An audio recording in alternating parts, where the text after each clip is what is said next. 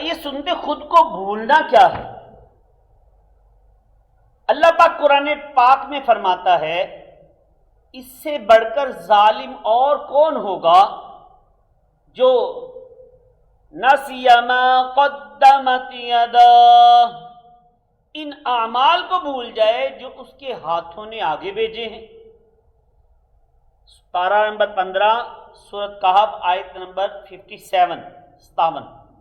یعنی بہت بڑا ظالم ہے وہ شخص جو اپنے لیے آخرت میں گناہوں کا ذخیرہ اکٹھا کر رہا ہے مگر اسے احساس تک نہیں ہے کہ میں آگے کیا بھیج رہا ہوں۔ اللہ اکبر۔ دیکھیے ہمارے ہاں کتنے ہیں جو جھوٹ بولتے ہیں اور یقین مانیے عین جھوٹ بولتے وقت بھی انہیں معلوم نہیں ہوتا کہ میں جھوٹ بول رہا ہوں یا جھوٹ بول چکا ہوں۔ غیبت کرتے ہیں مگر احساس تک نہیں ہوتا کہ میں غیبت کر رہا ہوں، بلکہ اب تو حالات ایسے ہیں کہ لوگ کفریہ جملے بول دیتے ہیں مگر معلومات کی اتنی کمی ہے کہ انہیں معلوم ہی نہیں ہوتا کہ میں نے ابھی جو جملہ بولا ہے وہ کفریہ ہے اور میں ایک جملے میں اپنے ایمان کا سودا کر چکا ہوں۔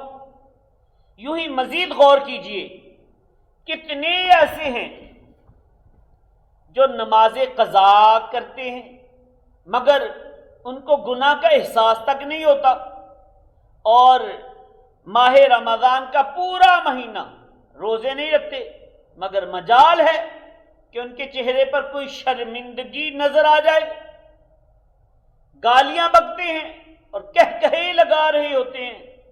یہ کیا ہے؟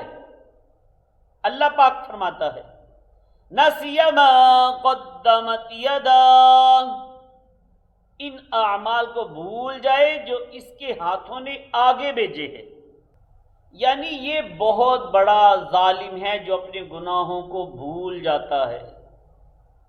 حدیث پاک میں ہے یعنی مومن اپنے گناہوں کو اس طرح دیکھتا ہے جیسے وہ کسی پہاڑ کے نیچے بیٹھا ہو اور ڈرتا ہو کہ کہیں وہ پہاڑ اس پر گر نہ جائے، جبکہ منافق اپنے گناہوں کو ایسا دیکھتا ہے گویا ایک مکھی ہے جو اس کی ناک پر گزر گئی۔ اللہ اکبر، اللہ اکبر۔ تو معلوم ہوا کہ گناہ کو معمولی سمجھنا منافق کی نشانی ہے۔ آج ہمارے ہاں یہ تو معمول کی بات ہو گئی ہے، لوگ گناہ کرتے ہیں، نماز قضا کرتے ہیں، مسجدیں ویران ہیں، بازاروں میں جھوٹ دھوکہ دغا بازی عام ہے، گھر گھر گویا سینمے بنے ہوئے ہیں، فلمیں، ڈرامے، موسیقی وغیرہ گھر گھر چل رہی ہیں، اس کے باوجود ان گناہوں کا ہمیں احساس تک نہیں ہوتا۔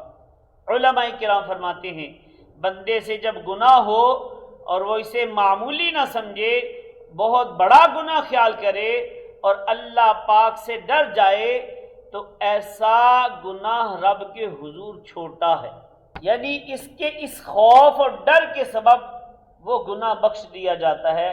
اور اگر بندہ گناہ کرے پھر اسے معمولی خیال کر لے تو وہ گناہ بہت بڑا ہو جاتا ہے، کیونکہ اس نے نہ اسے اس لیے کیونکہ اس پر اسے نہ شرمندگی ہوگی اور نہ وہ اسے چھوڑے گا، نہ اس کی معافی کا سامان ہو سکے گا۔